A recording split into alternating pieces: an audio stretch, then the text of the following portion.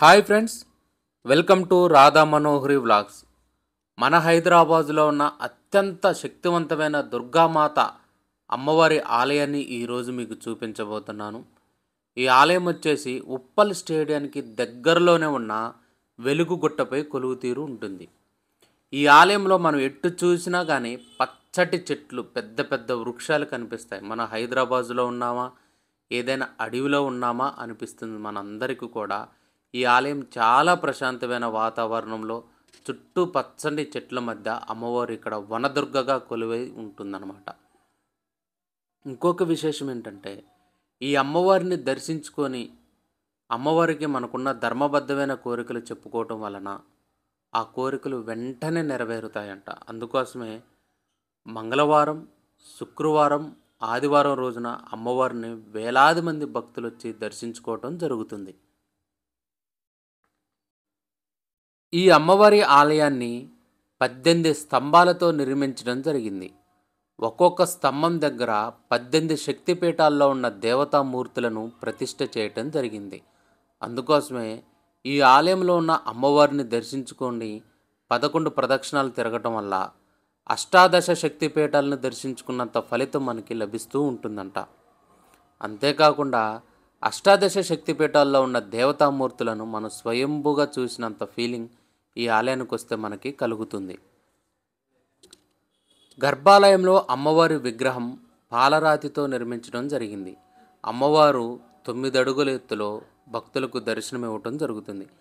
ఈ అమ్మవారిని మనం దర్శించుకుంటే బెజవాడలో ఉన్న కనకదుర్గమ్మ తల్లిని దర్శించుకున్నంత అనుభూతి మనకు కలుగుతుంది. అచ్చం అమ్మవారు బెజవాడ కనకదుర్గమ్మ తల్లి ఏ విధంగా అయితే ఉంటుందో అదేవిధంగా ఈ దేవాలయంలో కూడా అమ్మవారు భక్తులకు దర్శనమివ్వటం జరుగుతుంది. ప్రతి మంగళవారం, శుక్రవారం వేలాది మంది భక్తులు వచ్చి అమ్మవారిని దర్శించుకుంటూ ఉంటారు.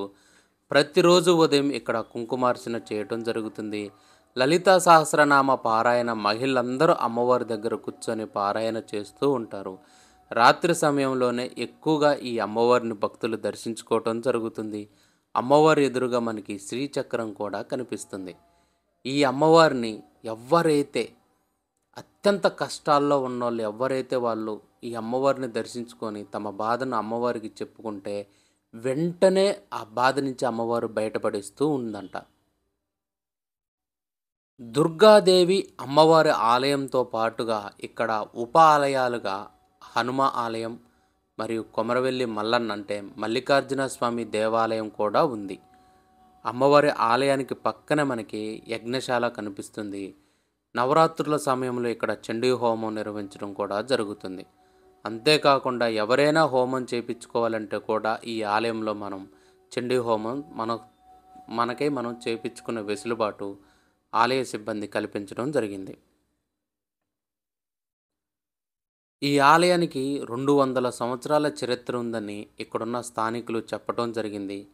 అమ్మవారి ఆలయానికి ఎదురుగానే మనకి గోపాలకృష్ణుడు భక్తులకు దర్శనం ఇవ్వటం జరుగుతుంది. చూడండి, ఎంతో ప్రశాంతమైన వాతావరణంలో ఒక అడవిలో మనం ఉన్నామా అనే విధంగా అమ్మవారి దేవాలయం చుట్టూ కూడా పచ్చని చెట్లు ఉంటాయి. అమ్మవారి దేవాలయాన్ని దర్శించుకున్న అనంతరం మనం రామబంటు, రామదూత, రామభక్తుడైన ఆ అభయ ఆంజనేయ స్వామి వారిని కూడా దర్శించుకుందాం. మీరు ఇప్పుడు చూస్తుందే ఆంజనేయ స్వామి దేవాలయం. మంగళవారం పూట ఇక్కడున్న ఆంజనేయ స్వామి వారిని ఎవరైతే 8 వారాలు 9 వారాలు మంగళవారాలు స్వామివారికి చెల్లించి నియమనిష్టలతో స్వామివారి ప్రదక్షిణ చేసి సేవ చేసుకుంటారో వాళ్ళకున్న అన్ని కోరికలను కూడా ఈ ఆంజనేయ స్వామి తీర్చి వాళ్ళ జీవితాల్లో సుఖశాంతులు వెలసిల్లేలా చేస్తూ ఉంటాడంట. ఈ దుర్గాదేవి ఆలయానికి దుర్గా మల్లేశ్వర స్వామి దేవాలయం అనే పేరు కూడా ఉంది. ఇక్కడ ఎందుకంటే మల్లికార్జున స్వామి వారు కూడా భక్తులకు దర్శనమిస్తూ ఉంటారు. ఆంజనేయ స్వామిని దర్శించుకున్న అనంతరం మనం ఇక్కడ వాయు ప్రతిష్ఠ లింగాన్ని కూడా భక్తులు దర్శించుకుంటూ ఉంటారు.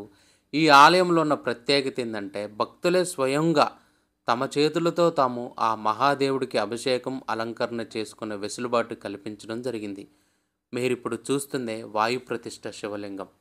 ప్రతి సోమవారం కూడా ఇక్కడికి వచ్చి ఈ స్వామివారికి వందల మంది భక్తులు తమ స్వహస్తాలతో తామే స్వయంగా ఆ శివయ్యకి అభిషేకం నిర్వహించుకొని మురిసిపోతూ ఉంటారంట. ఇక్కడ స్వామివారు బాణలింగ రూపంలో భక్తులకు దర్శనమివ్వటం జరుగుతుంది. చూడండి ఫ్రెండ్స్, మీరు ఇప్పుడు చూస్తుంది వాయు ప్రతిష్ఠ శివలింగం ఇది. ఈ స్వామివారిని దర్శించుకున్న అనంతరం మనం దుర్గా మల్లేశ్వర స్వామివారిని దర్శించుకోవడానికి వెళ్దాం. ఈ ఆలయంలో ఉన్న ప్రత్యేకత మల్లికార్జున స్వామివారి దేవాలయం. ఆ ఆలయం చాలా పురాతనమైనది. ఎప్పటి నుంచో ఇక్కడ శివాలయం కొలువు తీరుందని చెప్పడం జరిగింది. ఈ ఆలయం చరిత్ర దుర్గా మల్లేశ్వర స్వామిని దర్శించుకున్న తర్వాత మీకు చెప్తాను. ఈ దుర్గా మల్లేశ్వర స్వామి దేవాలయానికి ఎదురుగానే మనకి క్రికెట్ స్టేడియం కనిపిస్తుంది. దీన్నే ఉప్పల్ క్రికెట్ స్టేడియం అని కూడా పిలుచుకోవడం జరుగుతుంది. ఈ స్వామివారి ఆలయానికి ఎదురుగానే, అంటే ఉప్పల్ స్టేడియానికి దగ్గరగానే మనకి ఈ దేవాలయం కొలువు తీరు ఉండటం జరిగింది. ఈ ఆలయం గురించిన విశేషాలను కూడా ఈ ఆలయ పూజారిని అడిగి మనం తెలుసుకుందాం. ఇప్పుడు మనం దుర్గా మల్లేశ్వర స్వామివారి దేవాలయంకి వెళ్ళి స్వామివారిని దర్శించుకుందాం. ఇక్కడున్న దుర్గా మల్లేశ్వర స్వామివారు పిలిస్తే పలకటం జరుగుతుంది. అంత పవర్ఫుల్ ఈ స్వామివారు. స్వామివారి రోజు వేల మంది భక్తులు వచ్చి ఈ స్వామివారిని దర్శించుకుంటారు. కార్తీక మాసాలు మాస శివరాత్రి, మహాశివరాత్రి టైంలో అయితే 1,50,000 మంది భక్తులు ప్రతిరోజు కూడా ఈ స్వామివారిని దర్శించుకోవటం జరుగుతుంది. శివ అంటే ఈ దేవాలయంలో స్వామివారు వెంటనే మనకు పలకటమే ఈ ఆలయానికి ఇంతమంది భక్తులు రావడానికి కారణం. ఇంతటి శక్తివంతమైన ఈ దేవాలయానికి 200 సంవత్సరాల చరిత్ర ఉంది. నవాబులు పరిపాలిస్తున్న టైంలో ఈ వెలుగు గుట్టపైన యాదవ సోదరులు మరియు పశువుల కాపర్లు ఈ గుట్టపైన పశువులను, గొర్రెలను మేపుకుంటూ జీవనం సాగించేవాళ్ళంట. అయితే ఒక ఇద్దరు యాదవ సోదరులకి ఇక్కడ ఒక శివలింగాకారం కనిపించడం జరిగింది. వాళ్ళు పరిశీలించి చూసి ఆ శివలింగాకారాన్ని బయటికి తీసి చిన్నగా ఒక గోడారం ఏర్పాటు చేసి పూజలు చేయటం జరిగింది. అప్పటి నుంచి ఇక్కడున్న ఈ దుర్గా మల్లేశ్వర స్వామివారు ఇక్కడ భక్తుల చేత పూజలు అందుకోవటం జరుగుతుంది. ఈ ఆలయంలో అమ్మవారి గజ్జల శబ్దం వినిపిస్తుంది, అమ్మవారు గాజుల శబ్దం వినిపిస్తుంది. ప్రతిరోజు రాత్రి 3:30 ఆ టైంలో ఈ ఆలయంలోకి మనకు వస్తే అమ్మవారి నడిచిన శబ్దం అనేది భక్తులకు వినిపిస్తూ ఉంటుందంట. అందుకోసమే ఇక్కడ అమ్మవారి దేవాలయాన్ని ఈ చుట్టుపక్కల ఉన్న వాళ్ళు నిర్ణయించుకొని అమ్మవారికి కూడా ఒక దేవాలయాన్ని కట్టించడం జరిగింది. ఈ దేవాలయంలో నిర్వహించే కాత్యాయని వ్రతంలో పాల్గొనటం వల్ల యువతీ యువకులకి తొందరగా కళ్యాణం జరుగుతుందంట. ఈ దేవాలయాన్ని గురించిన మరిన్ని విశేషాలు ఈ ఆలయం యొక్క ప్రధాన పూజారిని అడిగి మనం తెలుసుకుందాం. ఈ వెలుగుగుట్ట అనేది మనకు ఉత్సవాలు జరుగుతాయండి. ఇక్కడ మహాశివరాత్రి గొప్పగా జరిగింది. ఆ తర్వాత వచ్చేసి మనకు శ్రావణ మాసం, మళ్ళీ ఆ తర్వాత దేవీ నవరాత్రులు, మనకు ఆశ్వీజ మాసంలో వచ్చే దేవీ నవరాత్రులు విశేషంగా జరుగుతాయి. ఇప్పుడు ఉన్న అమ్మవారిని 9 రకాల అమ్మవార్లుగా అలంకరణ చేస్తాము. ఆ అలంకరణ సమయంలో పొద్దున్నే ప్రాతకాలంలోనే అమ్మవారికి అభిషేకము మరియు అలంకరణ, మరియు శ్రీచక్రానికి సుహాసిన్యుల చేత, అంటే ముత్తైదుల చేత కుంకుమార్చన చేయించడం అలా చేస్తూ ఉంటాము. అమ్మవారికి వాళ్ళ మొక్కుల మేరకు కొంతమంది వడిబియ్యాలు సమర్పించి, కొంతమంది చీరలు సమర్పించి, ఇంకొంతమంది ఏదో కానుక రూపాన్ని సమర్పిస్తూ ఉంటారు. ఏదైనా వాళ్ళ నమ్మకాల కొద్దీ వాళ్ళు ఇస్తుంటారండి.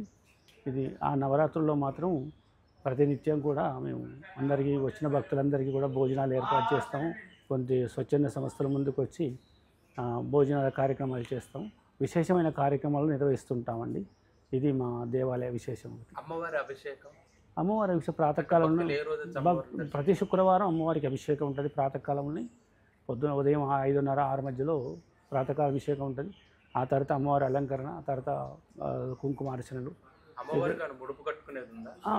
వాళ్ళ మొక్కుల మేరకు వాళ్ళకి ఏదైనా కోరిక, బలమైన కోరిక కోరుకొని ఒక రెడ్ క్లాత్ తీసుకొని అందులో కొబ్బరికాయ, ఒక రూపాయి పావుల ఏదో పెట్టేసి వాళ్ళ మొక్కి కడితే వాళ్ళకు కూడా ఆ కోరికలు కూడా నెరవేరాయి. భక్తులు కూడా స్వయంగా మాకు చెప్పారు. అది కూడా మేము నమ్ముతున్నాము కూడా. అది అదే